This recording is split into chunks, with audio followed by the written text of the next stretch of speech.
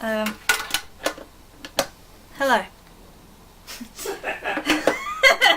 What? Why are you laughing? You said you wasn't gonna laugh. But that's not how you talk, though. What? Hello. I can't be natural. Hello. Hello. Welcome Sorry, to. I'm sorry. Hello and Keep that in the video. hello and welcome to BBC News. So, I've recently been using these dough and inktense blocks. They look like this. And you can get them as blocks or you can get them in pencil form. And these are basically a solid ink. And you get them in these blocks, but you don't actually get them in a palette. Well, actually that's a lie. They've just brought out a palette, but it's only got 10 colours in it. And they're all quite basic primary colours. And I already had these ones, so I didn't want to re-buy some of my basic colours in a palette. So what I'm going to try and do today is I'm going to try and cut them down and fit them in these half pans. Let me just open them. So I bought these off Amazon. They're just like a regular half pan, and I'm hoping that they'll go in sort of side by side like this, and I'll fit like 2 little bits in. So I'm going to try and cut them all down and make them fit. I've got my X-Acto knife to try and cut them all down. I think they do snap. They snap quite easily because I've snapped quite a lot of mine accidentally, but I'm going to try and cut them so they fit exactly in the little pans, because I want to try and squish them in so much that they don't just fall out. So that's my plan. And then I'm going to glue them all down to the lid or in there. I just feel like if I did them in there, it might be a bit awkward, like if I had a brush. Actually, it would probably be fine. It would probably be fine if I put them in there. Right. So I'm just going to get on with it. Okay, so I didn't really give very good commentary whilst I was doing this, so I'm just going to do it again. Sorry about my voice, by the way, I have a cold. Basically, I chopped them to the same size as the palette and used the X-Acto knife to sort of scrape any extra off. And then when I had to do the second bit, I had to scrape a bit off the side as well to make it narrower, to fit by the side.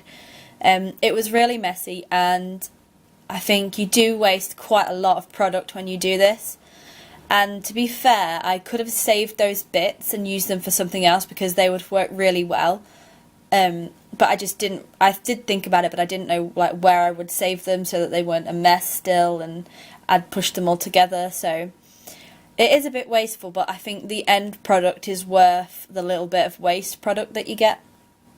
That's what I think anyway. So I just went along and squished them all into these pans, sorry, until I'd done every single one of them. Oh yeah, and my fingers got so messy. And I was really worried that I was going to go through onto the table, so I was resting on this little bit of cardboard, but I might say it's probably better if you have some sort of proper cutting surface if you're going to be using one of these knives. It would just probably be best. And of course, I saved the yellow until one of the last ones I did, so my hands were really, really dirty, and I got the yellow one really, really dirty as well.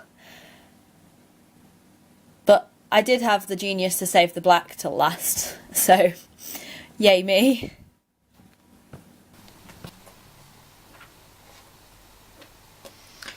Okay, so these are all my colours now, and I'm just lining them up.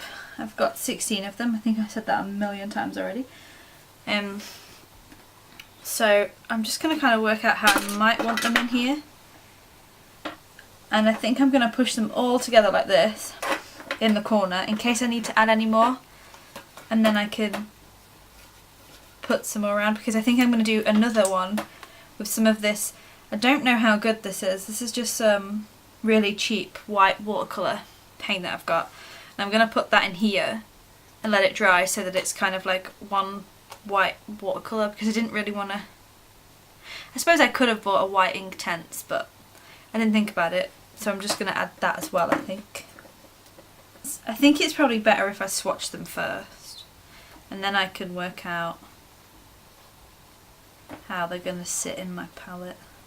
So I just swatch them all just so I can get an idea of what the exact colour looks like, because I wanted to, as I was just sort of explaining, I didn't quite know exactly how to place them in my palette, so I thought if I swatched them all, that would give me a better idea of where I want them all to go.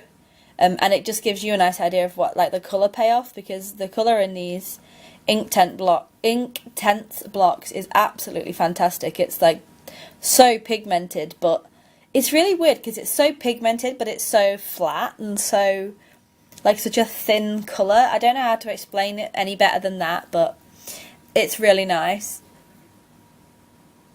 So yeah, this is what I'm doing here, just sort of working out the layout, and I got some really nice like little quads out of this as well. Like, now I'm going to transfer them on here and I'm going to sort of stick them all down. I think I'm going to try and do it with silicone,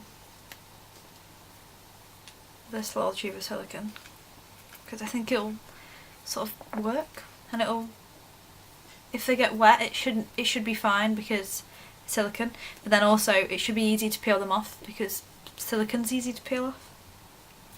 That's my thought process. This paper's a little bit dirty, but it'll have to do. Right, clean water. Clean that up a little bit.